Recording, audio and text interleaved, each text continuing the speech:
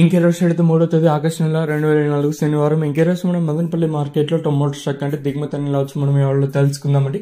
ఎంతో పోల్చుకుంటే దిగుమతి తగ్గిందా లేదా పెరిగిందా వేటని ఏళ్ళలో తెలుసుకుందామండి. తెలుసుకునే ముందు ఛానల్ సబ్స్క్రైబ్ చేసుకోవద్దు.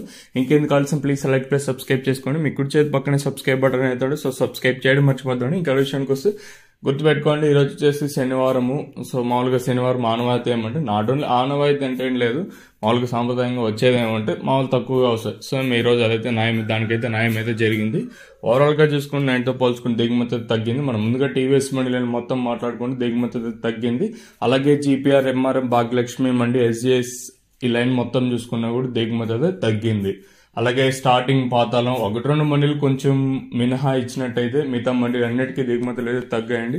ఏమైనా ఒకటి గుర్తుపెట్టుకోండి, దిగుమతులు రోజు రోజుకు తగ్గుతూ ఉన్నా కూడా ఈవెన్ వేలంపాట్లో కూడా అంత వేగం అయితే లేదు, కనిపించడం లేదు.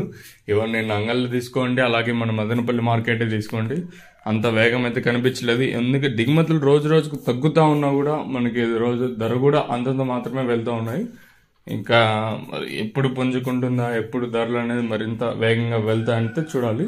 సో ఒకటైతే వాస్తవం, దిగుమతి అయితే రోజు రోజుకు తగ్గుతుంది. ఈవెన్ మన మదనపల్లి మార్కెట్లో మాత్రం నిన్న తీసుకున్న దిగుమతి తగ్గింది, అలాగే ఈ రోజు తీసుకున్న తగ్గింది. మరి ధరలు అనేది ఏ విధంగా వెళ్తాయి చూడాలి. ఈ వేలంపాట్లు అనేది 8:30కి ప్రారంభం అవచ్చు, 8:35 ఇలా ప్రారంభం అయితే ఉంటుంది. ఇదండి ఇన్ఫర్మేషన్ ప్రస్తుతం అనుకున్నది.